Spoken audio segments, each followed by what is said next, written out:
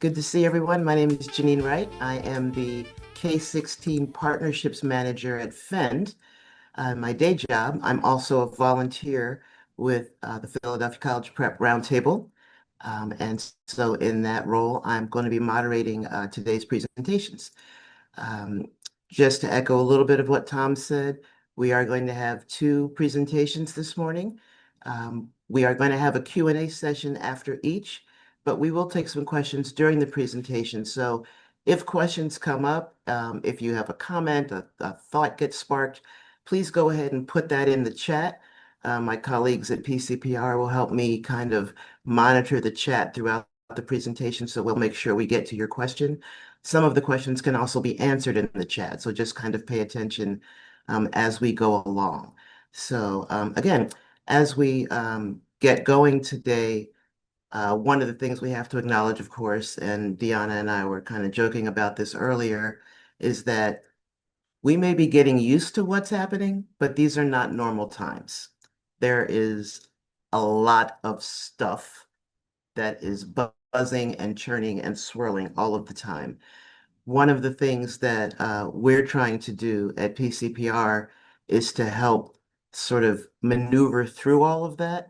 And in the midst of the churn, make sure that we're giving you information from trusted and reliable sources, and that we're sharing what we know to be true at the moment that we know it's true. So when we know, and when we find those trusted sources who know, we'll make sure that you have the latest and greatest information. And so with that, we have two very trusted sources with us today. Our first presenter is from PHEAA, which I believe everyone knows, Pennsylvania Higher Education Assistance Agency. She is Deanna Brown, and she is Director of Pennsylvania School Services. And she can tell you a little bit more about what that means. But to kick us off with a ton of information that you are going to be really, really glad to receive this morning, let's welcome Deanna Brown. Deanna, the floor is yours. Thank you. And I am just going to go ahead and share my screen here.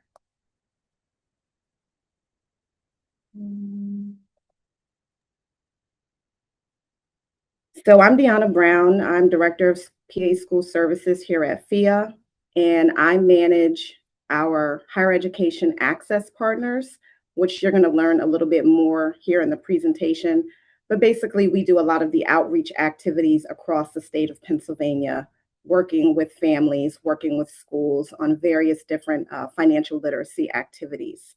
But today we are going to start off with a federal update, and then I'm going to also give some information on some updates happening at PHEAA. So let's just dig right into it. Government shutdown update. So President Trump did sign a $1.2 trillion spending package into law on Tuesday, February 4th, 2026. That funding package did provide appropriations for several different departments, including defense, labor, transportation, education, etc. It did leave the Department of Homeland Security funded for only 2 weeks, though, through February 13th, 2026. So that is really the outlier here. Democrats do want more accountability measures put into place for ICE. So that part of the package is still being debated. Overall, Congress has approved more than 95% of government funding that it approves each year to run federal agencies. 2026 fiscal year education funding bill that was also signed into law. And the Department of Education funded that at $79 billion through September. It basically maintains funding from the fiscal year 2025. It provided $22.5 billion for the Pell Grant. So that does leave the maximum Pell Grant award of $7,395 in place for 26-27. It also funded FSCOG, Federal Work Study, TRIO programs, Gear Up. It's important to recognize, though, that in the president's initial budget, some of these programs were set to be cut. I know that there was a lot of concern about TRIO and Gear Up programs being cut, but fortunately they are intact for now.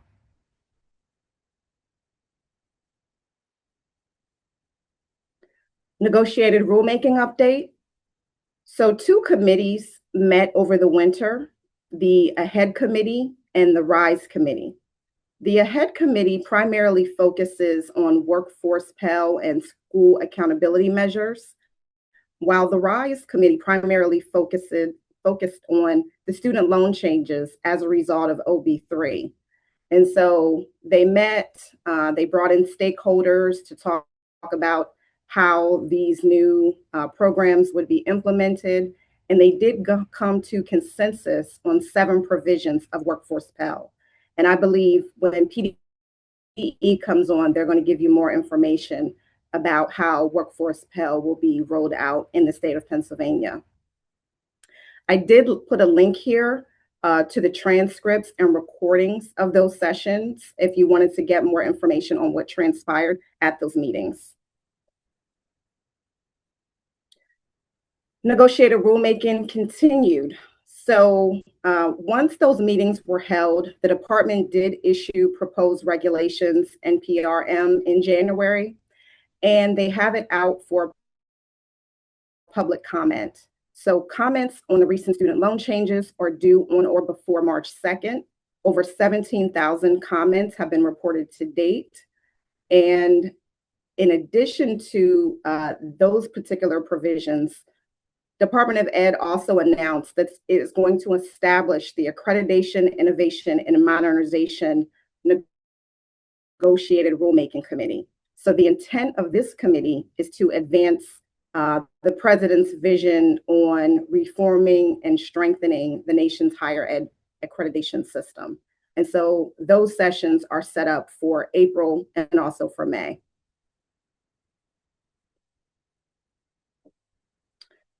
Just a quick SAVE plan updated.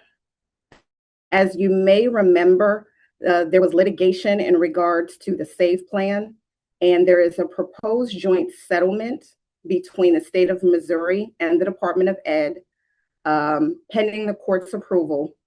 If this settlement goes through, borrowers would no longer be allowed to enroll in the SAVE program. Any pending applications would be denied, and all borrowers who are currently on the SAVE repayment plan would be moved into another repayment plan. It's going to impact over 7 million borrowers.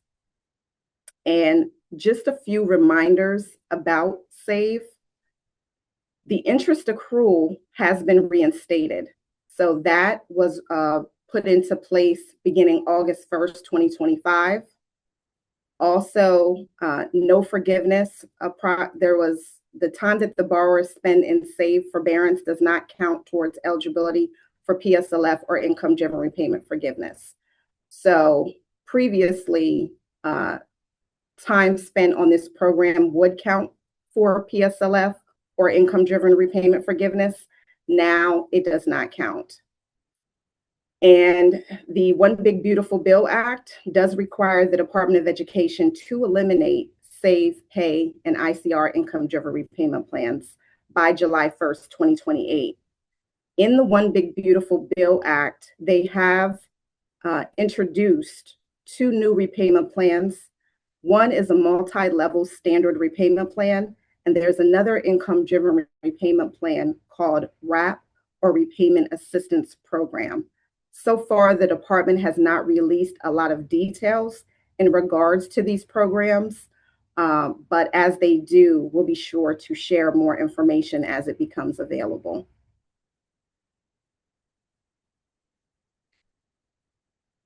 2026-27 FAFSA update.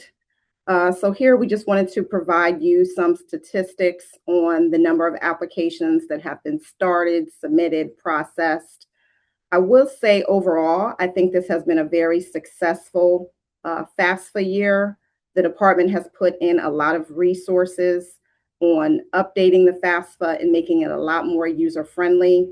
They've really improved the process where parents can connect to the student's application. And that process seems to be working a lot better than in previous years where there were so many issues during the 2024 FAFSA. So I think that going forward, I think families are going to find that it's a lot easier to complete. We've seen in our FAFSA completion sessions that families are able to complete the FAFSA in a half hour or less. So I think it's been a really good FAFSA year.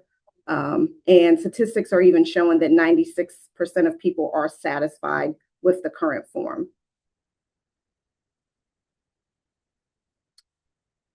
The Department of Ed has announced that they are going to have an in-person FSA conference. This is the first in-person conference that they've had, I believe, since COVID.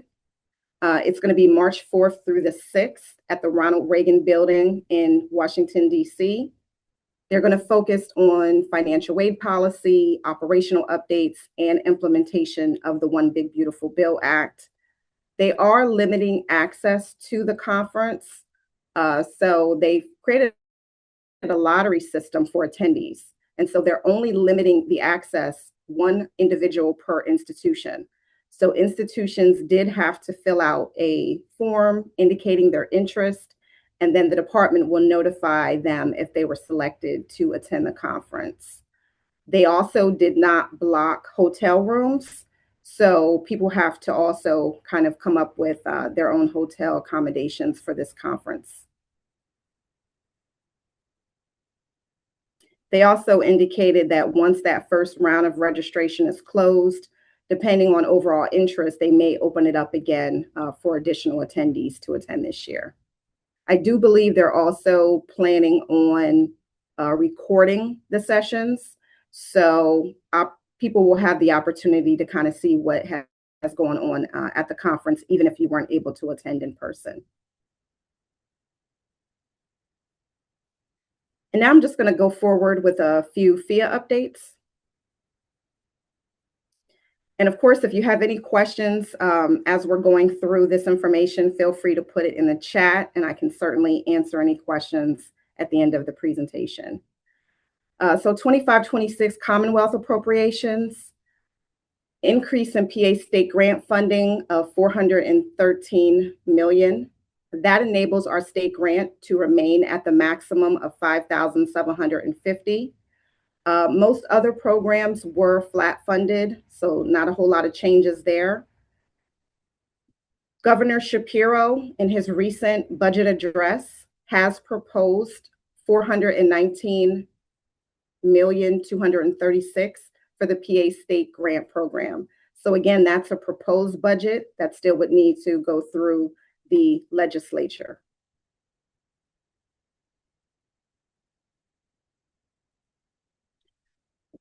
We do have a new Grow PA Scholarship Grant Program in Pennsylvania. And this program is meant to keep students in Pennsylvania working in in-demand occupations. So this new scholarship grant program is not a need-based grant program. It's actually a first come, first serve.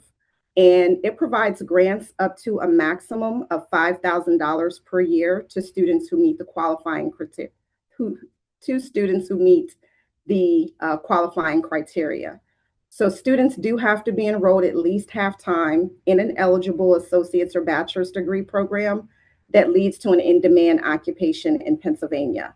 And so PHEAA worked with the Department of Labor and Industry to come up with those in-demand occupations, and then also come up with the corresponding programs that lead to those in-demand occupations. After graduation, the student does have to commit to live and work in Pennsylvania within one of those in-demand occupations. And they have to do that for the number of years equal to the number of years that they receive the grant. So for example, if they receive the grant for 1 year, they have to work in Pennsylvania in an in-demand occupation for 1 year. They do not have to work in an in-demand occupation at the same program that they receive the grant for. So as long as it's any in-demand occupation, they would meet the eligibility criteria for that grant to remain a grant and not turn into a loan. So if they fail to meet the work obligation, the scholarship grant would turn into a loan that would have to be repaid. When students apply for the grant, they do fill out a master promissory note so that they are aware that if they don't fulfill that work obligation, that it could turn into a loan. So we recently just came out with the new application, and that is available on our website. And you can find out more about this program on PHEAA.org/GrowPA.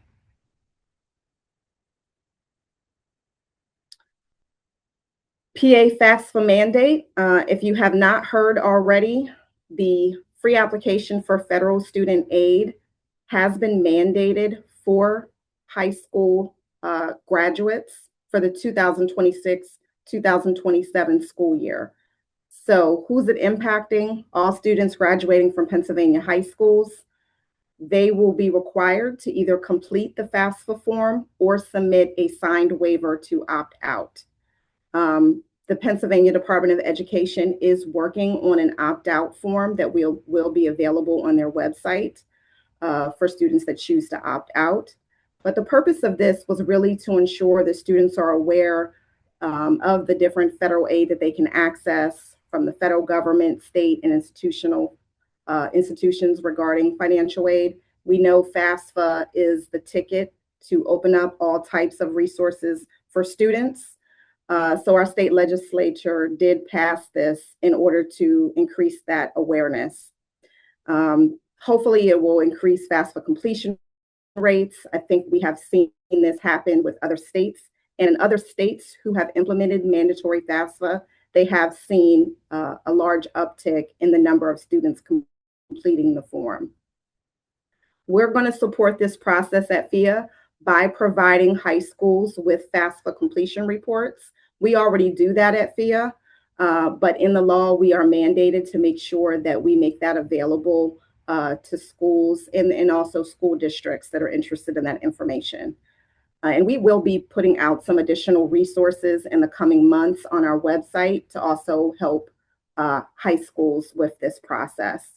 We'll be also offering some additional training, and PDE also plans to offer more communication and training as well. They did put out a Dear Colleague letter to superintendents and school officials a couple of weeks ago. So hopefully high schools have been made aware through their leadership that this mandate is happening for next school year. Also, just wanted to make you aware of some other new products at PHEAA. So we do have a Repay Ready product suite available for post-secondary institutions. One of the things that we know is a hot topic right now are student loan delinquencies are rising. And so a lot of post-secondary institutions are focused on that and looking for tools to help reduce their cohort default rate. So we have created a tool here at PHEAA called Prevention Ready, and it's a default aversion plan to help manage and reduce schools' cohort default rates. So essentially, we will act as a third-party servicer where we will make collection calls to delinquent students to help them get in good standing on their student loans. In addition to our Prevention Ready product, we also have Reminder Ready, which is a product that can help schools stay in compliance with Act 69 reverse that. That's our Exit Ready. Exit Ready is our product that helps schools stay in compliance with Act 69, which is basically a supplement to exit counseling that they're already doing through the federal government. Exit Ready helps them complete that requirement through the state to supplement their exit counseling. And then we also have Reminder Ready, which is a tool that will help schools send notification to students about their loan balance information on an annual basis. So if you want to learn more about these products, you can learn more about those on our website and by scanning this QR code. And then this is just more about the Exit Ready product here.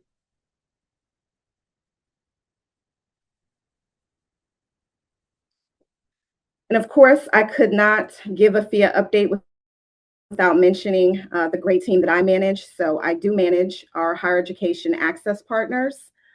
We have 13 higher education access partners located throughout the state of Pennsylvania. And we do a variety of different outreach activities throughout the year. We do a lot of financial aid nights across the state at high schools, community organizations. We also work with families on completing the FAFSA. So we have FAFSA completion workshops. We also do classroom presentations in high schools where we work with college and career planning, and also our My Smart Borrowing website, which can help families determine if they might be over borrowing for college. We also do a lot of site visits to post-secondary institutions as well as other entities. We work closely with our state legislators to make sure they're aware of all of the different aid programs. And we also have counselor workshops that we do for high schools on an annual basis. So every September and October, we have over 30 different counselor workshops throughout the state where we make sure that high schools are aware of everything going on in financial aid, from the FAFSA to all of the different state aid programs, to make sure that they're aware of all the changes going on so that they can counsel their students appropriately. So this is just an overview of some of the activities that we did in 2025, where we've done over 3,600 outreach activities while assisting over 57,000 families, counselors, educators, community partners, and financial aid staff. So I'm extremely proud of the work that we do each and every day with assisting families and schools within the Commonwealth.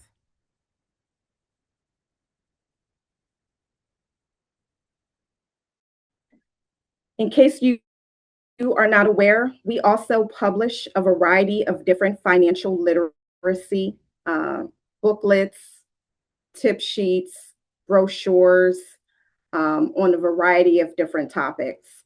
So one of the guides that we put out every year is the Pennsylvania Student Aid Guide. This is basically A to Z, all of the financial aid available in the state of Pennsylvania, everything from the FAFSA to the Pennsylvania State Grant to over 20 different state aid programs that PHEAA administers for the state of Pennsylvania. Information on scholarships, how to prevent identity theft, variety of different brochures that are available free of charge from PHEAA. So you do have an opportunity to order materials to help with any events that you might be doing. And a lot of our publications are also available in Spanish. We also have a Higher Education Access Corner podcast. So this is a podcast that one of our access partners hosts, Tiffany Devan, and she does a great job with bringing enlightening guests on to talk about a variety of different topics in regards to higher education.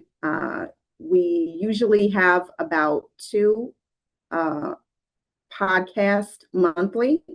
So definitely encourage you to check that out if you have not already done so. And if you have something that you think would be of interest to the financial aid community, feel free to reach out to us. We'd love to work with you to feature you or something that you're doing on a future podcast.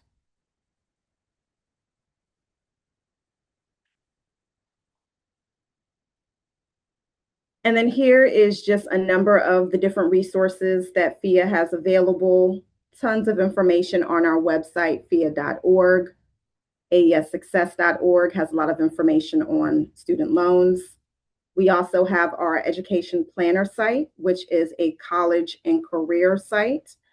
My Smart Borrowing, this is a site that can help students determine if they might be over borrowing. YouCanDealWithIt.com, that is a financial literacy site where people can get a lot of different information on all of the aspects of financial aid. And then we also have information on our private loan, PA Forward, which is a great low-cost private loan to help families across the Commonwealth afford higher education.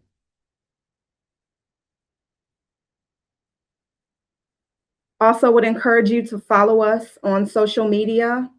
We advertise a lot of the different webinars and different training events that we have available there. So definitely, feel free to follow us so that you can stay up to date on everything that PHEAA is doing.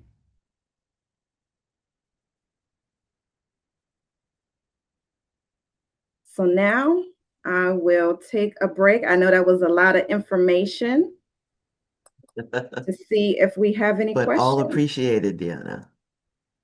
And we do have some questions. Not surprisingly, folks are always interested to hear about what's going on at PHEAA. So let me just go through real quickly.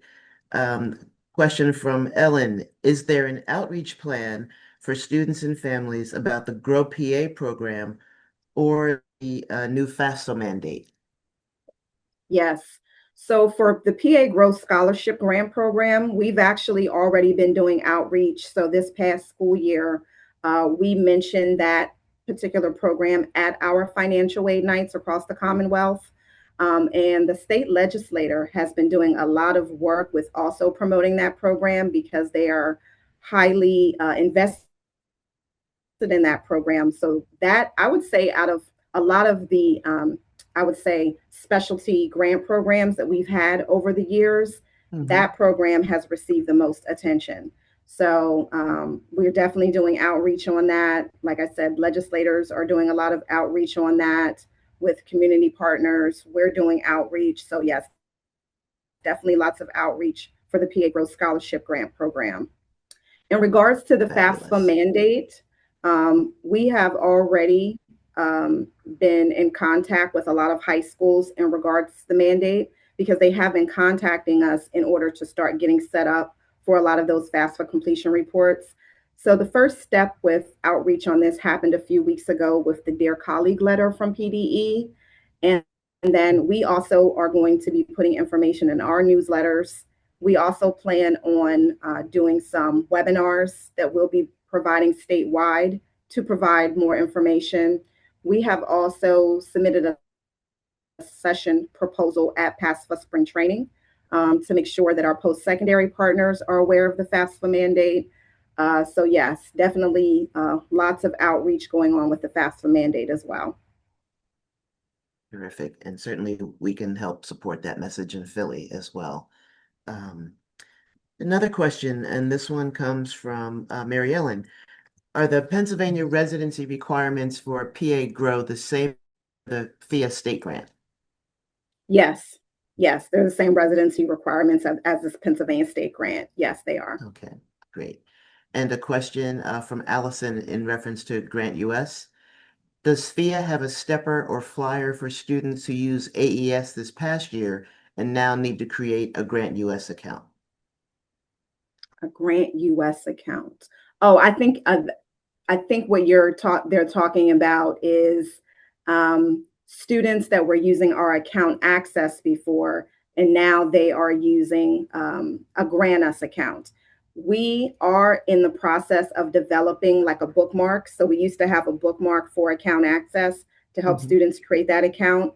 We are in the process of creating something else for Grant Us. So currently, right now, when students complete the FAFSA, for students that need to complete the state grant form, PHEAA will actually email those students to let them know that they need to create an account on Grant Us.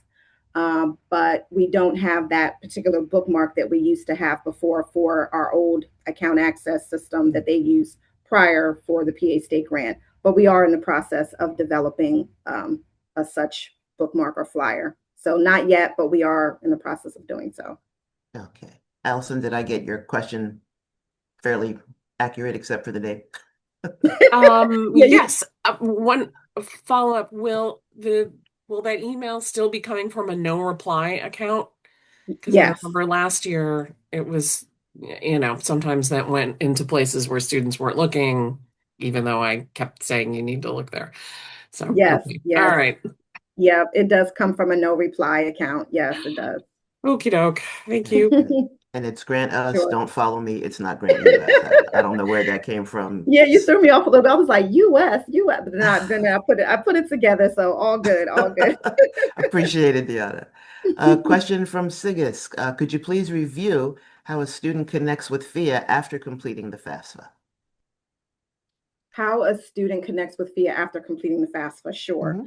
So once the student completes the FAFSA form, we receive that information from the Department of Education. So we receive their ISER information, and then we will actually email the student when it's time to complete the state grant application for students that do need to. So in general, once a student completes the state grant application the first year, in general, after that, they do not have to reapply. So generally, this is only going to be applying to first year students coming out of high school that are applying for the Pennsylvania State Grant for the first time. And then we will email them to let them know it's time to complete the state grant application. They'll get an email to create a Grant Us account. And then they'll also get an email notification to complete the state grant form as well as the high school form. In addition to that process that happens, when they complete the FAFSA form, at the end of the form, they will get a little button that says, click here to apply for state aid. If they click on that button at the end of the FAFSA, that will actually take them to an information page on our website where they can actually learn more about the process. So we walk them through what to expect even before they receive that email from PHEAA. So that's how that whole process gets connected to us. Okay, and a little bit of a follow-up there. Will the Grow PA grant be a separate application? Yes, the Grow PA is a separate application. It's available on our website. That does not, that we do require that students complete the FAFSA form for that, but they can actually initiate that application on their own because it is a first come, first serve program. So they actually download the PDF from the website, and then they can actually upload that into their PHEAA account access to get that processed. So that one is just a simple PDF form that they can get from our website. Great, thank you. Also, just wanted to mention that earlier in your presentation, you got a shout out from Sigus talking about his appreciation for you and for PHEAA and the hard work you all do. And Thank you. Candace, did you want to make a comment? You mentioned something about the buyback earlier. Did you want to say that comment out loud for borrowers who are getting approved for the buyback? No, because it is way, way, way too complex for Okay. this meeting. Just go to studentaid.gov, look it up. It was with regard to, it was in reference to what Deanna was mentioning around the save, if you were in the save plan as a borrower in that type of repayment, you went into forbearance. That forbearance time does not count if you wanted PSLF, public service loan forgiveness credit. You have to, have 120 payments. You have to, so the buyback is available. They never really got rid of buying back some forbearance time, but it's not clear. It's very slow. It is possible. We're seeing borrowers get it, but just look it up. It's way too complex for this meeting to get into all those details. It's so just know that it could be a thing. Yeah, Gotcha. and I would encourage borrowers to definitely reach out to their federal loan servicer to make sure that they're aware of all the changes happening because there are lots of changes happening with student loan repayment. So it's very important that borrowers keep in contact with their federal loan servicer to keep abreast of everything happening Yeah, there's with Caitlin. that. So Caitlin is in the middle of her Mm, buyback paperwork. So yeah. Good luck, Caitlin. Prayers to you. yes, yes. We all support you. Um, yeah, that's no joke. At this point, Deanna, I don't see any other questions in the chat. Just wanted to say if they ask you if there were, one or two things you want us to take away from this, what should everybody here take away, remember, make sure to do once they leave the meeting this morning? I would say stay vigilant, with assisting students and families. There's lots of changes happening, at the federal level, and we just have to make sure that we're doing everything we can to educate families and make sure that they are aware that, higher education is definitely something that is still advantageous to go after, and that there is, pipelines available to help families do that in any way that they want to go forward. So, we're here, our team is here, we're doing lots of outreach throughout the state. Utilize us as a resource, for assistance with, school access, with your events, as a person that they can, families can come to, as a source of, counseling on the variety of different financial aid programs and products. So I think too, just making sure that we're all keeping abreast of all the changes as well, because Mhm. I mean, I've been in financial aid for 28 years now, and I can't remember a number of years than the last couple of years where we've had, so many different changes in Right. fundamental, programs, and it's going to take a lot of all of us getting used to, but I think that, we just all have to, rely on each other to make sure that we're keeping abreast of everything that's changing. And then also making sure that, our partners as well as our families are aware of everything happening. Wise words. Deanna Brown, thank you so much for your time this morning. We truly appreciate it. Everybody join me in giving thanks, please, to Deanna's being here with us. Thank you. We Thank you for having us. 100%. And we will, just to reiterate, we're going to make sure that everybody gets a copy of the slides. I know there was a ton of information, a lot of good stuff. So we'll make sure you get that so that I love the applause, so that everybody can be kept up to date. So Deanna, thank you so much. Thank you. Um, mhm. You are certainly welcome to stick around. I know you're very, very busy. We're going to do some work, PCPR business, hear some announcements, and then move into Allie's presentation. If you need to leave us, we certainly understand. But once again, thank you. And with that, we'll turn it over to Tom Butler for a little bit.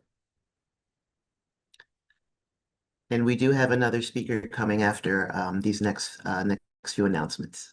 Yeah, so thank you very much, Janine. Thank you, Deanna. You, FIA, and particularly for those of us in Philly, Ron Felder, have always been trusted, ongoing, will do what they can partners. And it's all good stuff. We need to be aware of changes and updates going on with FIA, because what we learn, we pass along to our students, and I'm hoping everybody who's on this call does that as well as advocate for your colleagues who are in the work, who may not get to these kinds of meetings. Advocate for them to actually be part of the sounding of this information, that they need to know and be updated on these things. We should not all take this for granted. We actually, as professionals in this space, should not be doing this work secondhand. In other words, just like we tell students, when you go to college, you don't not go to class and take somebody else's notes. You go to class for notes for yourself. So one should do the very same um, in their own life as a professional. They should be attending these kind of sessions and getting this information from the people, from the horse's mouth, so to speak. Although Deanna is nowhere near looking like a horse, so we're not going to do that with her. But the point of the matter is that the information is good stuff.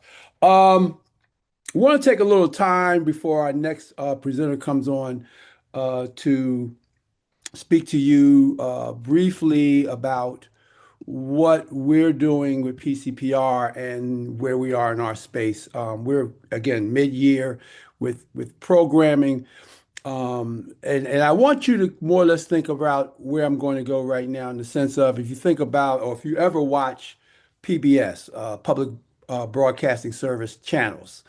In Philadelphia, it's WHYY. In other places, may be a little bit different.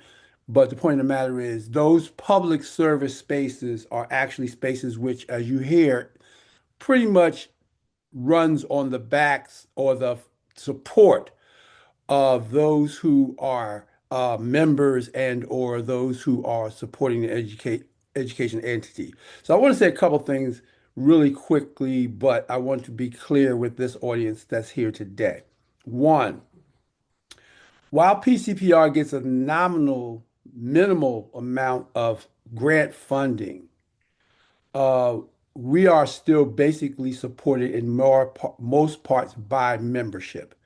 Membership meaning having a paid dollar membership of some kind. So individual memberships are $40. The organizational membership is $300, and then there's a premium membership that's 500 and more. So similar to, again, the PBS concept, we really need support of those who take advantage of these things.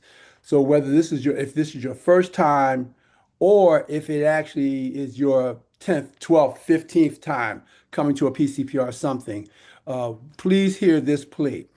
We are in a situation right now where we are uh, in need of cash funding.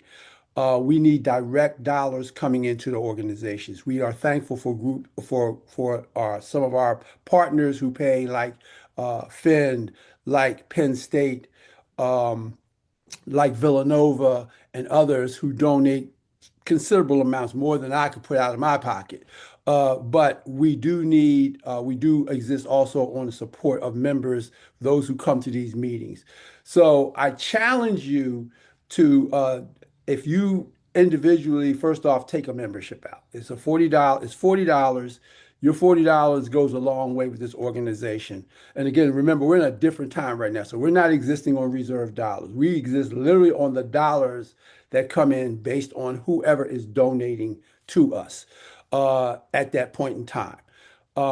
So we need support from that level. If you're in an organization that can afford organizational membership of $300, that goes a long way with us as well.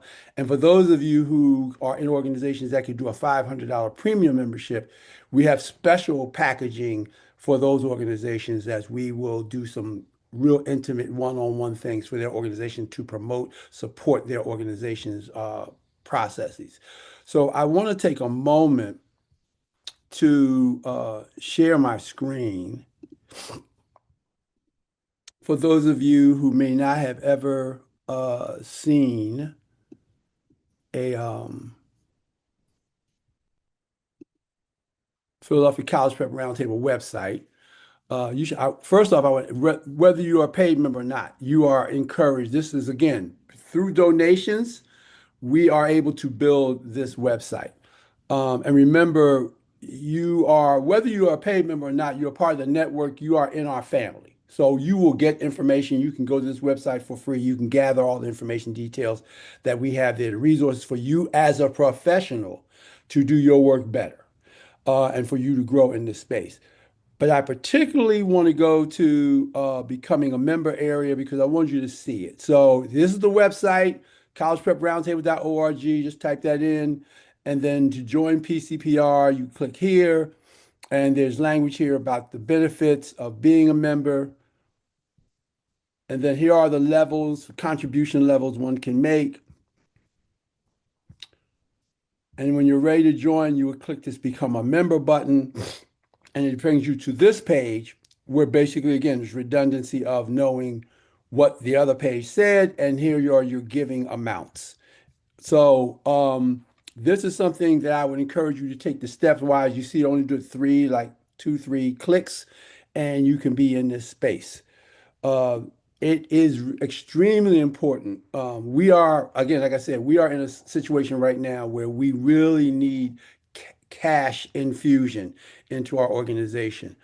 For those of you who go back 15, 20 years, you never kind of heard us talk about funding and needing those kinds of dollars. We were in that space where pretty much the team of folks who really did the work did it and still does do it on a voluntary basis. But we're now in a space where we've moved ourselves to where there are things that we have to pay to get things done or subscribe out or connect into. And most of you know that what that means or entails. Even if you're a member, for example, of College Board, you can get into College Board stuff, but if you become a member, you have to pay a fee. If you're going to become NCAN, you have to pay, there has to be a fee paid. So We've leveraged some things for you in our membership, such that, again, and speaking of NCAN, that if you join PCPR, you can also become a member of NCAN. And an NCAN membership is very expensive. And even if you're not going to be a member of NCAN, if you're going to go to any of their webinars or resources or services, NCAN, for those of you who don't know, is a National College Access Network. They're like the national organization similar to PCPR. Um, to be you can get a membership through them, which will be extremely costly, or try to attend their webinars. And anybody who's tried to, for example, go to a webinar for NCAN, you know that if you're a member, no cost. If you're not a member, you pay $99. That's just straight out how they work it. So if you become a member with the $40 of PCPR, not only are you supporting us, but you get that NCAN membership that goes along with it. Am I sounding like PBS? Yes, I am, because that's where we are. So again, we are in dire need currently right now of folks doing a membership.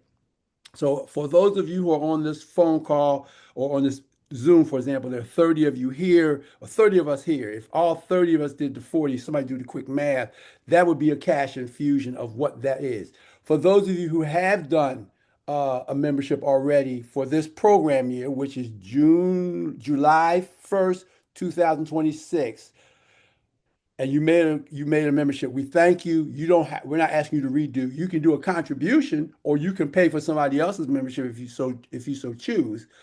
But for those of us who are not members and are coming to these meetings, I'm going to guilt you in the fact that you're coming to a lot of things that normally, most times out in the outer world, you'd have to pay for these kind of opportunities and resources to hear folks like Deanna and Allie, who's coming up next, and those kind of things, is because they're going to be in those kind of conference spaces. So I'm asking you, make sure that you go to collegepreproundtable.org, go into that right-hand corner, click that join, and do that today. Don't wait on that. Don't say, oh, that sounds nice, I'll get that tomorrow. Get in there now, drop your $40 in. And that, again, like I said, that helps support PCPR. We are really, again, we need the dollars so that we can continue to do the work. We got some great things planned for you. Our network meetings, which are March 19th, the next one. Then after that is April 16th, May 21st, and then our symposium at Arcadia again this year. And look, let me just say, so where are you going to go? Well, you're going to get a full day of professional development and great food that Arcadia does, right? For a full day for no cost. We do not charge anyone to come into those sessions. Not only that, but depending upon the topic or the area, we even allow folks to come in and exhibit and do things and connect. That's where we've always been. We're not going to change from that. That's the heart and soul of PCPR from the first day we started all the way through. It's always a place for convening folks who do the work. So that's where we're rooted in. But as you can well imagine, as you well know from your organizations, you don't exist in these days and times without some dollars coming in. So again, in the same manner of a PBS, the membership supports the program and the organization. So we really do need your support in that. You will again get information by putting it in, by making your donation now. You put in, you'll get information back about how to start your network or your membership with NCAN and other things moving forward with PCPR. We have some other exciting things coming up down the line as well, in terms of how you can engage with PCPR. So one of the things that we've been gleaming that we think has happened is that folks feel like PCPR is like this certain set of people, which it kind of is, that kind of makes things happen, and everybody else is kind of on the outside. PCPR is you, is everybody who's in this space, whether you're a part of the planning or making the event happen or engaging. It's all here with you doing it with us. So we are intentionally going to be reaching out to you. Watch your emails. We are going to be intentionally reaching out to you to get involved with us on a volunteer basis, whether it's doing projects with us in the planning or whether it's just doing certain direct tasks. So if you follow PCPR, you know we do network meetings, We do the symposium. We do professional developments at our core. There are other things we are doing. So in March, for instance, we're going to be doing a college fair with the Kroc Center. We need volunteers to help us staff and man these activities and these events. So if that's something that you're interested in, write an email to us at contact@collegepreproundtable.org. We do have a link, for example, in the college fair area. As a matter of fact, I'm gonna go share my screen again too, just to make sure folks can see it.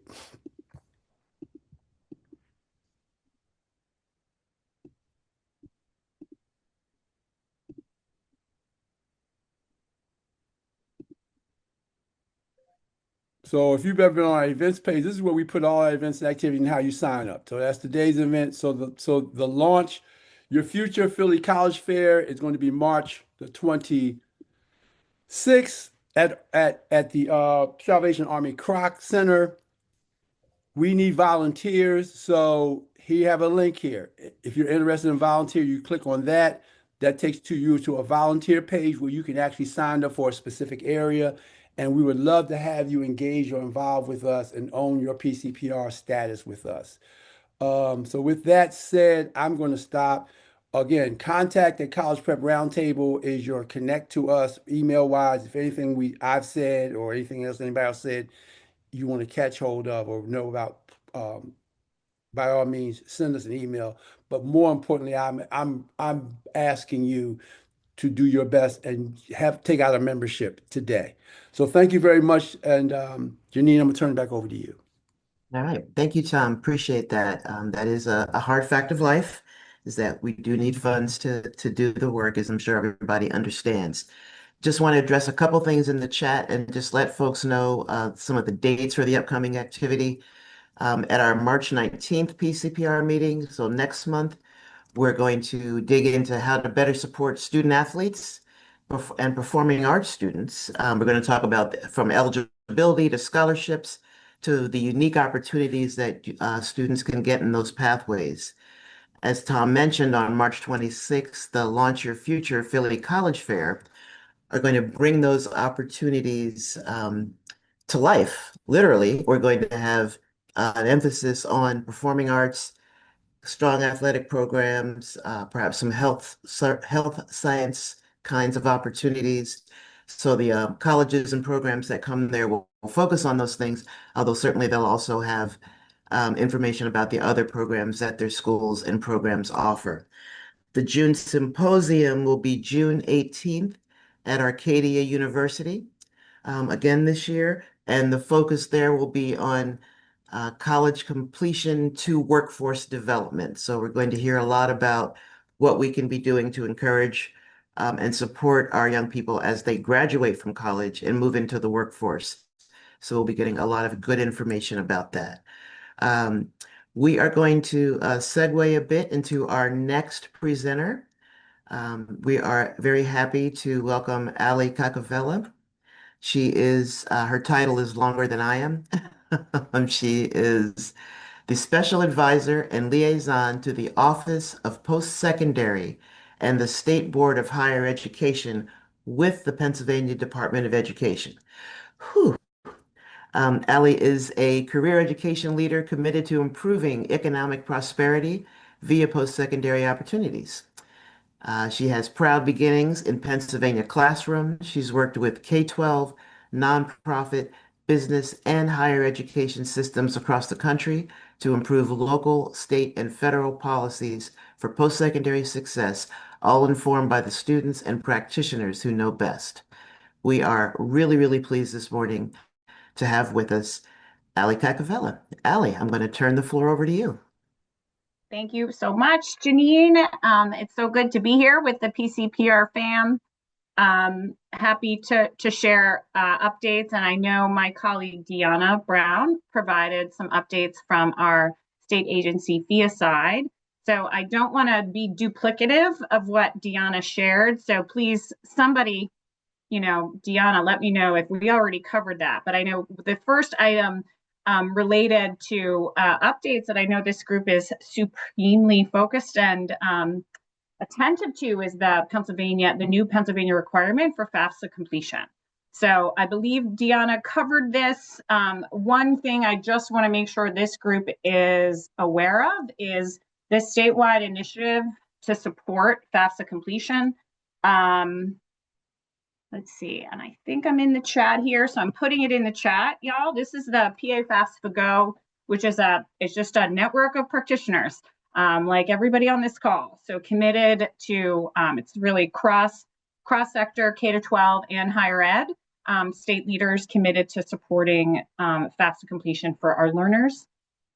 So please, check out that page. Resources are updated as they're available.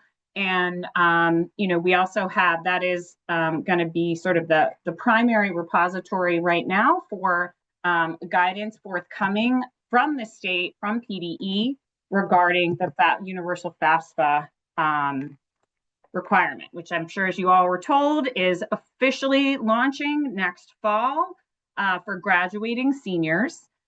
And I'm sure Deanna expressed sort of the basic foundation is not a graduation requirement, and that the opt-out provision is intended to be pretty easy to leverage. Without reason, students and or their parents can opt out of the FAFSA completion requirement, and it will not interrupt graduation.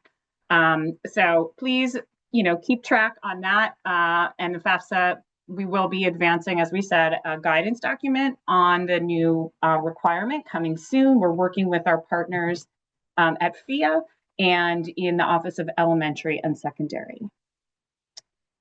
All right, great.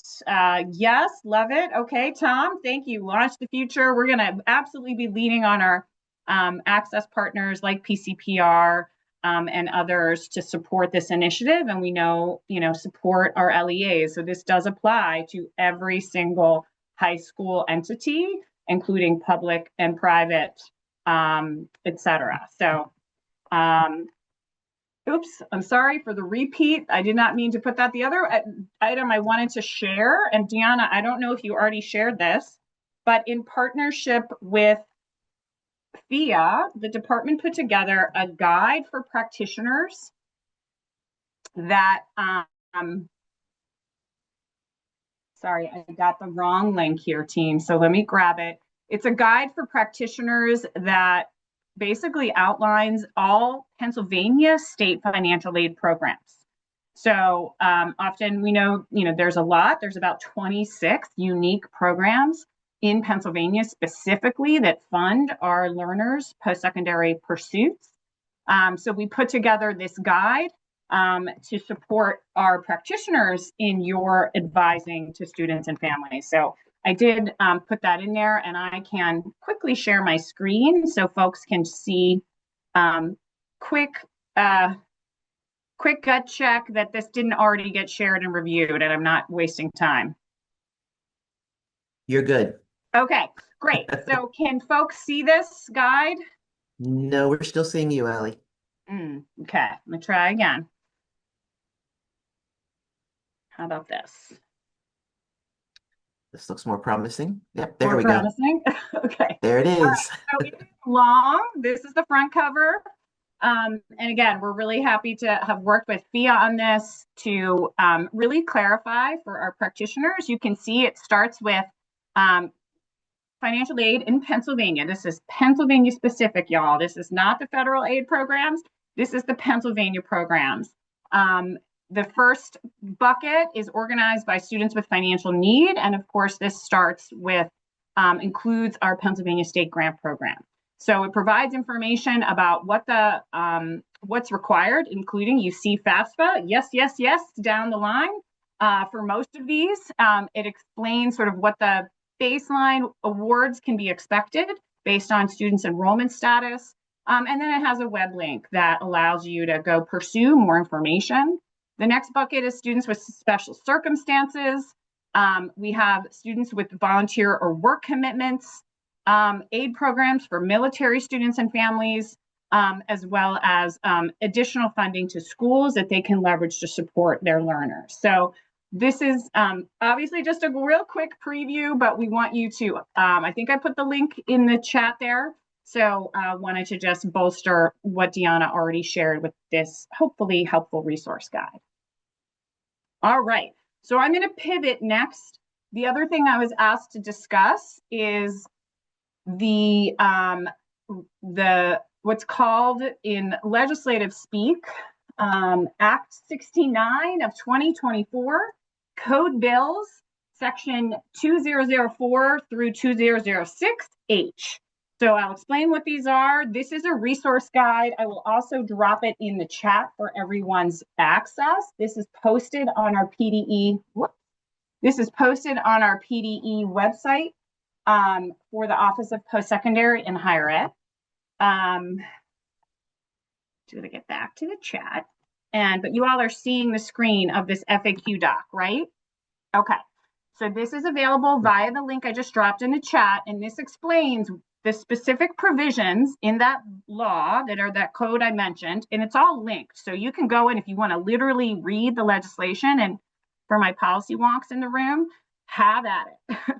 But what this does is explains the higher education cost, fee, and exit counseling requirements that are now in law in Pennsylvania statute.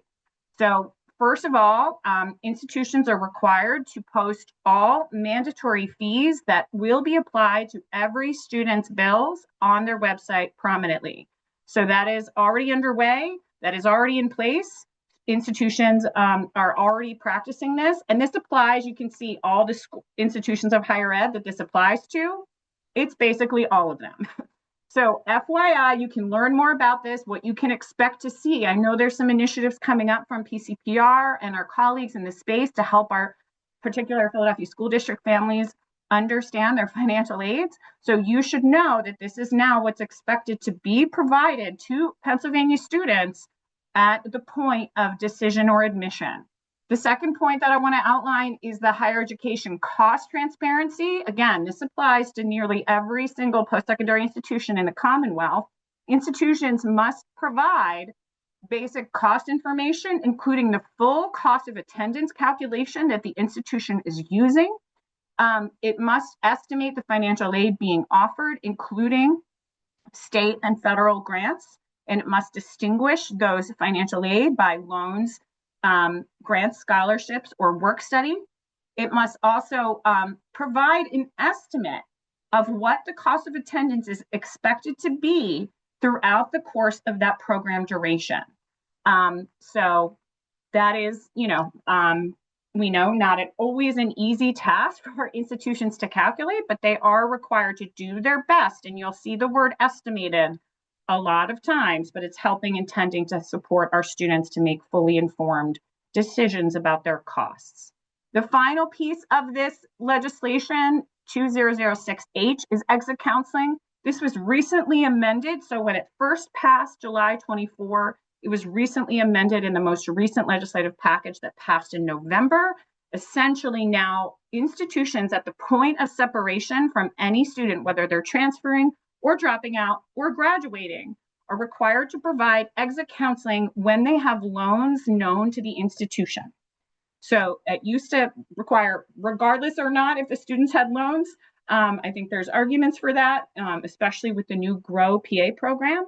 But alas, now the requirement is only for students who have loans administered via that institution or to that institution in support of their affordability. That's a lot, y'all, but you have the link in the chat. So this is just a preview. I realize that might be somewhat unsatisfactory, but I'm moving fast and I want to be able to get to questions. Yes, absolutely. I'm glad you all are excited about this. I know we've been working in this space for this level of cost and fee transparency for our students for a really long time. So really appreciate Pennsylvania getting in the game there with this fee and cross transparency amidst many other states. The next thing I want to talk to you about, I know this group is really curious and interested, and I've had some great conversations with some of our PCPR members and in other groups around workforce Pell. So what I can tell you, first of all, I'm going to put this link in the chat. So we just launched this website last week, y'all. So it is fresh off the press, and I want to just manage some expectations on this. We are about as ready as we could possibly be as a state without really totally knowing what the final rules are. So we are all 50 states for the first time ever being held responsible to not only gather and verify all institution, program, and student level data, but also house and impart those eligibility requirements. So this is typically with the normal Pell Grant, y'all, right? This kind of federal oversight, coordination, eligibility confirmation lives with the feds. For Workforce Pell, which, sorry, let me back up a second. Workforce Pell, if you didn't know, was passed in the OB3, otherwise known HR1 reconciliation bill that passed in Congress last July. And it provides for Pell Grant funding to short-term, quote unquote, workforce programs. There are about a dozen metrics that institutions need to meet to be eligible for their program to be eligible to receive workforce dollars to then impart and provide to students. And we, again, our negotiated rulemaking has passed. There has been a consent agenda, rough agenda approved, but we are, all 50 states are waiting for the final rules. So Pennsylvania has been working very closely. PDE and as the higher education organization, PDE and OPHE, Office of Post-Secondary and Higher Education, has been deemed the lead agency to coordinate efforts with the required agencies such as Labor and Industry and the State Workforce Development Board. Ultimately, it's the State Workforce Development Board and the Governor's Office that will approve the programs for Pennsylvania eligibility in Workforce Pell. And we've been working furiously since this bill passed to get Pennsylvania in position to be able to receive these dollars. So you can read more about it on the webpage. You can see the timeline since the bill's passage to where we are. And again, the expectations, we keep saying we're about 80% ready. So, we're trying to get in position as best we can, but there's also a lot of unknowns. And obviously, we're mostly concerned with protecting our students and our institutions, right? Especially with the risks when programs maybe don't get repeat eligibility, right? Our question similarly, what does that mean for our students, right? According to the negotiated rulemaking process, unlike with current Pell Grants, if students don't meet SAP and or if the institution suddenly closes, providing for teach out plans, et cetera, and other pathways for students is a little bit unclear for Workforce Pell, but what the feds have said is institutions are not allowed to impart those costs onto students if the institutional program loses its eligibility. But that's those are some of the key questions that we are standing by to make sure that we are really imparting a very judicious process. We are being very tightly aligned to the numerous legislated requirements on programs. You can see what those are if you're curious. So the workforce program requirements must require that the program be between 150 and just under 600 hours, that the program must align with high skill, high wage occupations or in demand. That list for Pennsylvania is being finalized right now. We're expecting the Pennsylvania occupation in demand, high skill, high wage, which is somewhat defined partly in Perkins legislation related to Workforce Innovation and Opportunity Act, but each state has a lot of autonomy on how they clarify and refine those occupations in demand. And we're going to be getting that list from the State Workforce Development Board, we hope, in just a couple weeks. Then it has to demonstrate that it meets the requirements of employers. So we'll be working closely with our regional workforce development boards to confirm that. The programs must also lead to a recognized post-secondary credential that is portable across multiple employers and that is stackable, right? So those credits must stack toward an additional credential or degree. That also requires that the institution be accredited and that the programs also have to be in operation for at least 1 year at the point of launch. So, we expect we're going to see likely changes in the field and programs standing up to meet this demand. But that is, they will need to be in operation and demonstrate impact for at least 1 year. You can see the list of data requirements that will be required from our institutions to submit on students. It is student level data, y'all. This is the movement of all of the federal financial aid right now is really tying, I'm sure as you've heard, to student outcomes, wage and employment outcomes, and return on investment. So it's coming a lot at different places, hard and fast. Workforce Pell is no exception. So these programs have to demonstrate a 70% completion graduation rate within 150% time. And they also have to demonstrate a 70% job placement rate. The first 3 years can be any job. Starting 28, 29, the jobs must be in the occupation by which the student was trained.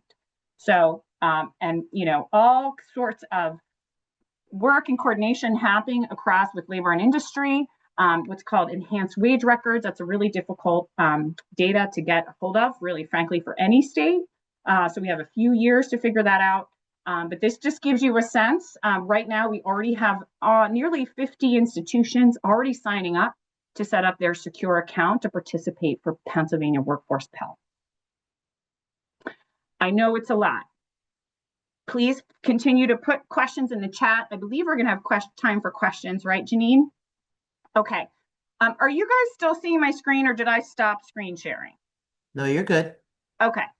So you're still seeing the screen. Yep, still seeing the workforce Pell requirements and so forth. Okay, great. That's what I want. Perfect. So the next thing I want to talk to you about is the State Board of Higher Education. So I will put this link in the chat as well.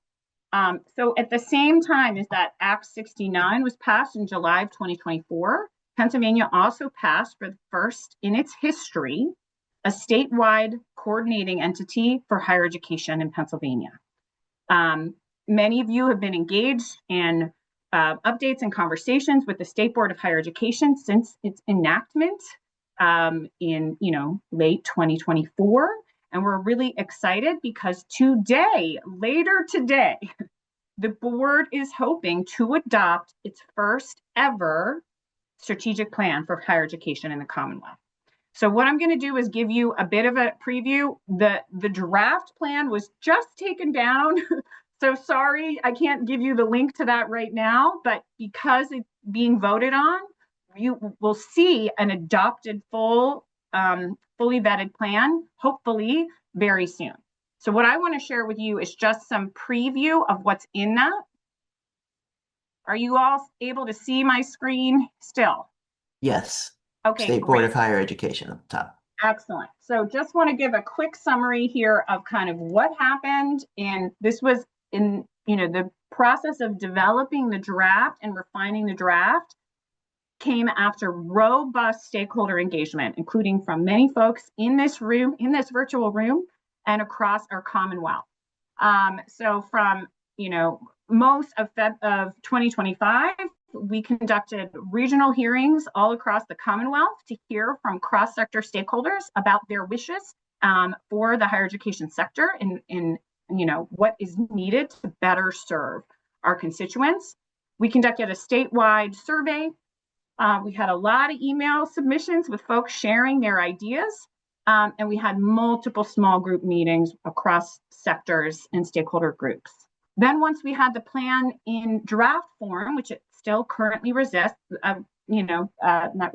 currently exists as a draft plan.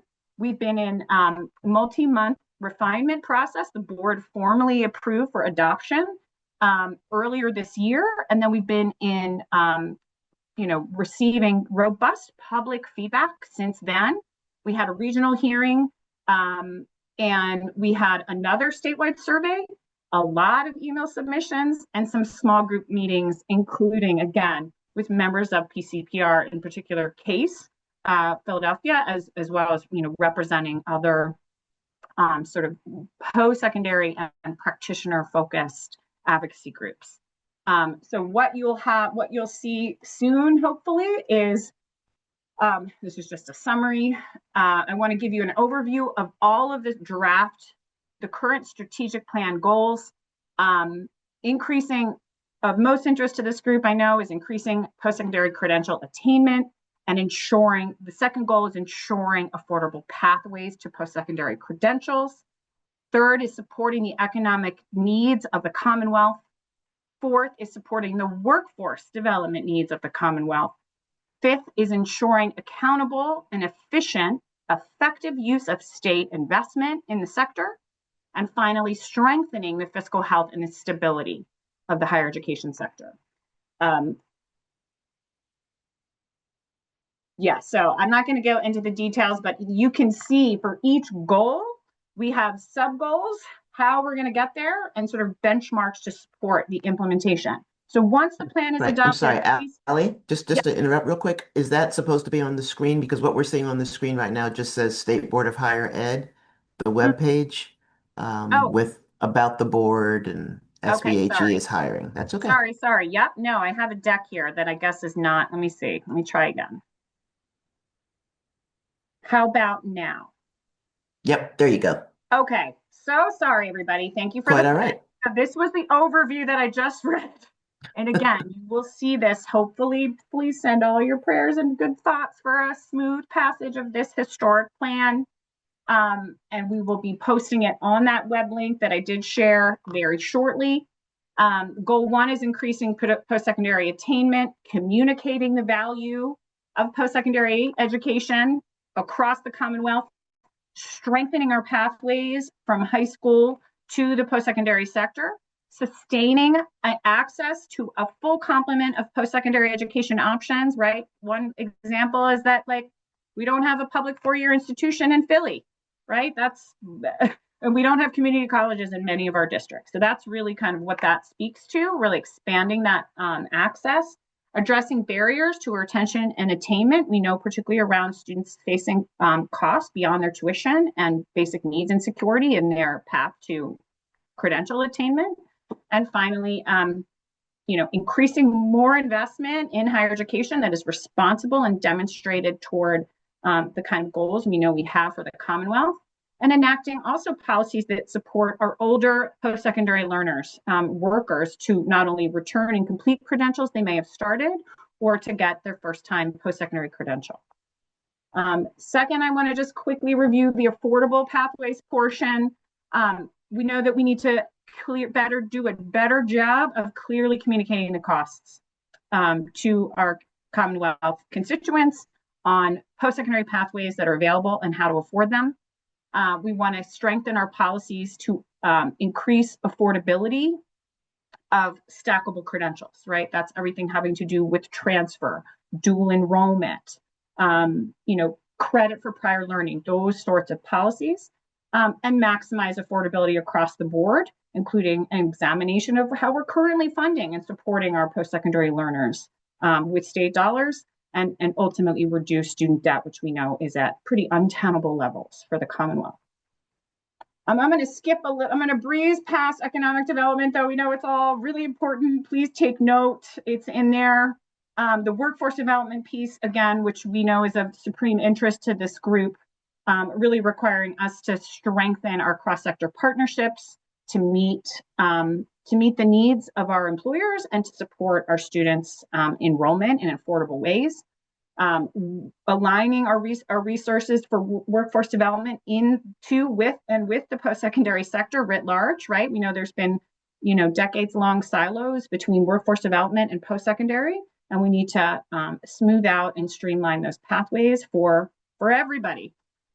We need to provide transparent information on credential pathways to help ensure that our students and families have some trust in the pursuit of those to meet economic mobility gains and goals, including increasing access to paid work experience and skill building, sometimes known as work-based learning programs, where our learners can earn while learning, and also increase institutional flexibility in terms of being able to impart credit and credential for a whole slew of demonstrations of prior learning. So that's just an example, team. We also have a goal to ensure efficient use of state funds and to support the fiscal stability of our institutions writ large across the Commonwealth. So that is a very quick summary, team. Thank you for your attention. I don't know how much time we have for questions, but I'm here for it and really appreciate the opportunity to meet with and share quick updates on all this. Holy cannoli, how do you keep all that together, Allie? Good grief. Um, Thank you. That was a ton of information. And I think I see folks in the chat are busy downloading all the stuff that you put in there. But this is amazing work and amazing set of resources. So we really and truly appreciate that.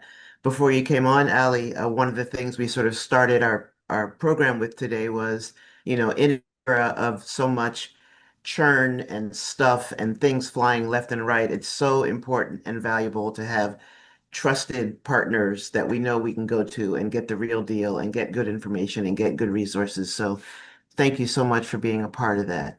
Tom, go ahead with your question and I'll survey the chat here for some others. Thank you, Janine. Allie, good morning. Good to see you.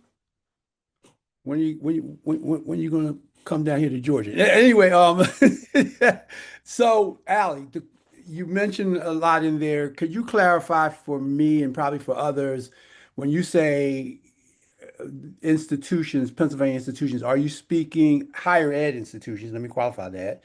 Are you speaking solely to just the state system, PHEAA schools, and state related and the community college? Or are you also inclusive of that institutions, also including privates, universities and colleges? So that's a great question, Tom. Thank you for that clarification. I mean, in general, when we're talking, it somewhat depends, particularly on when we get into some of the laws I described. They have slightly different applications. But in general, and I can tell you from the State Board of Higher Ed, our goal is to support all the higher education sector in Pennsylvania. We're not just, we don't just mean community colleges or PHEAA or state related or independents. We mean all of them, including also Thaddeus Stevens, our only public 2-year technical school. We also mean, our newly accredited rural regional colleges up in the northern tier. We also mean those programs that are accredited to and imparting financial aid dollars to our Pennsylvania learners in the private license sector. So it is absolutely an intention for the first time, an ability to finally in law be required to coordinate across what has otherwise been an incredibly decentralized and disconnected higher education sector writ large for Pennsylvania. So that's a big reason why we're so excited, because again, if we think about the experience of our students and families navigating this landscape in Pennsylvania, they're very much left without the support of our advisors, it's a wild west out there because there hadn't been any coordination, right? And that leaves a lot of competition, unfortunately, that our students are left to kind of figure out on their own, right? Instead of institutions and sectors coordinating together, they're often competing in places like Philly for the same students, which doesn't usually often work out for our students. So, and then there's other parts of the state I know we've talked about in prior meetings where there's very little access to post-secondary institutions, right? We only have 15 community colleges and we have 67 counties in Pennsylvania. So it doesn't take much to do the math and figure out that access to the public pipeline is really limited. And those students very often are having to pay double or triple tuition. I know this doesn't apply to our Pennsylvania region, but it is, our Philly region folks, but that's an important sightline for you to understand about the experience of learners across the Commonwealth. Yeah, so it's absolutely intended to coordinate. And every state has higher education landscape that really looks different, right? So we are not unique in that we have so many different higher education sectors. We have the state related and we have, fully public 4-year, and we have community colleges and independent. But we were, until last July, one of few about 8 states that didn't have any coordination function at all. So this is a big step forward in sort of really attending resource and attention and investment, and not just investment in dollars, though that would be nice too, but literally investment in strategy and coordination and attention across what's in place and how can we better serve our constituents in higher ed. Ali, a question from the chat for you. Are national online colleges included in the Workforce Pell program? This is a really great question, Miss Terry White. So it's a little bit of a yes, and it depends. So you may be familiar with the distance education coordination called State Authorization, SARA. The rulemaking committee basically eschewed that guidance and that coordinated distance education. And so each state is going to have to coordinate with their own, any other state institution providing programs to Pennsylvania. So the governor's office and the state workforce development board and us by proxy will need to basically establish our own unique agreements with any outside of Pennsylvania providers. So it's possible, but I can tell you probably in the first, it's going to be a minute before we feel confident that we have the clarity and the supports and protections in place for our students to do that well. I hope that that's a satisfactory answer for a very unclear policy piece at this moment. Mhm. Ali, you said the vote for the strategic plan is happening today. And so when would we expect that things would then move into the actual implementation part of things? I love that question. So the hope is with an adoption, a formal adoption today of this historic coordinating plan and strategy for Pennsylvania, that the next meeting in April, so the plan is to basically take a beat. This board has been meeting monthly since its establishment, which is, if you're familiar with boards like this, it's quite a rapid pace, not to mention also all the committee work that goes on behind the scenes. But the hope is then to really put forward, first of all, a dashboard in March or early April that will be leveraged as a tool for the board to implement its work, not just the board, but all of our higher education stakeholders.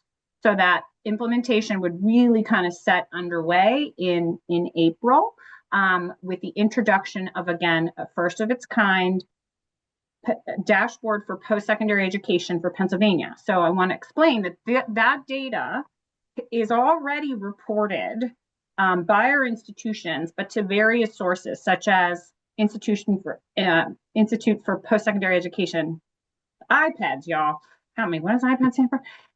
Post-Secondary Education Data System, right? So that's the feds. That's where all of the Title IV financial aid program data gets reported for participation, eligibility, and audits. That is part of what we are now building with the department and L&I to be able to administer the state level workforce data collection and verification. But the board is going to be basically for the first time coordinating all of the data that's already reported to IPEDS and other sources like National Student Clearinghouse to put a lens on Pennsylvania students' outcomes and institutions. So you are going to, all of our stakeholders are for the first time going to get to access all that data in one place, organized for Pennsylvania institutions and students. So that is going to be a really key tool to helping advance the implementation work of the board. So for the first time, we're going to have some real organized data to look at, as we should, to be able to inform our priorities and our implementation phase. Wow, that's amazing. Thank you. Candace, go ahead. Ali, thank you as always. That was awesome. My brain is spinning, but that was awesome. One of the goals that I was happy to see was that there is a deliberate, I'll call it attempt and conversation around ensuring that the PHEAA schools are funded. One of the really difficult things when you're working with students is to have the confidence to say these schools exist and they'll be around and they're not going away and you can still apply, and they are funded securely to exist. And so, not that we can get into all those details right now. I'm sure that that's a huge process, but I was glad to see that that was there. And I don't know what your thoughts are on how that happens. I know the debates on all the budgeting over the last 2 years certainly didn't make that easy.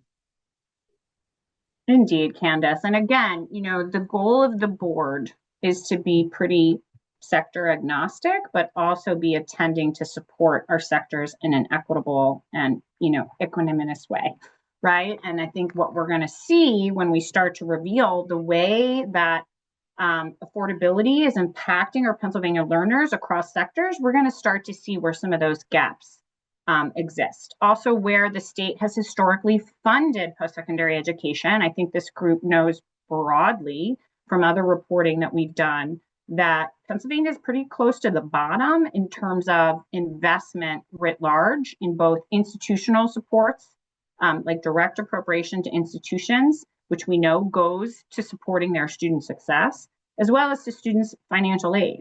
So if you put those two things together, actually it was the July 24 legislation that moved Pennsylvania out of second to last. We were 49th out of 50 states. And then we moved up 8 points. So now we're at like 40th, right? So it's great, but it's actually, so in general, we need to be shedding a light on how we compare and where we're investing. But you'll also see, I think you'll see that, a lot of funding relative toward students, like the state grant program, frankly, has helped to maintain some measure of affordability. Where we also have gaps in data is a lot on our students' loans. Like we can see kind of aggregate, collective, how much loans students are taking out of Pennsylvania, but like what those sources are really difficult to disaggregate. So we're going to start to get a little bit more information and hopefully build some appetite for more data sharing, which we know is going to happen for Workforce Pell and some of these other required federal programs now. But absolutely, like we know writ large, we haven't been funding our sector, we haven't been funding our students. And this is the reason why we have such an affordability problem and a debt problem for our post-secondary learners. And we need to rebuild that trust, and we need to communicate it in a way to our students and families that they will buy in and they believe us when we say it's affordable and here's how. So that's all, part of the process and the goals of the board. Absolutely. Awesome. Are there any other questions for Ali? I don't see anything else in the chat. I just wanted to check before we thank her. I also wanted to remind folks that the links that Ali shared, as well as Deanna's presentation, will all be available to people.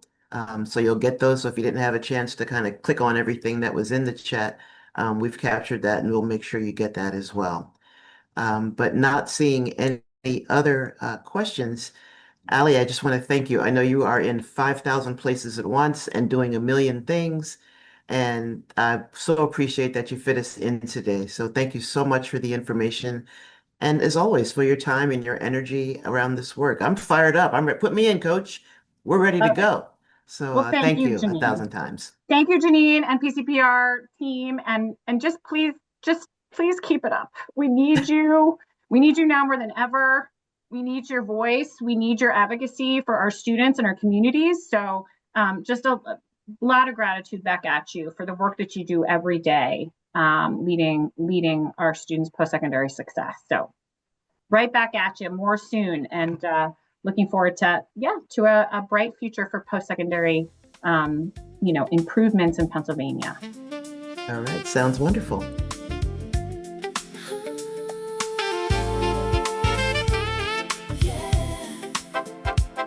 You're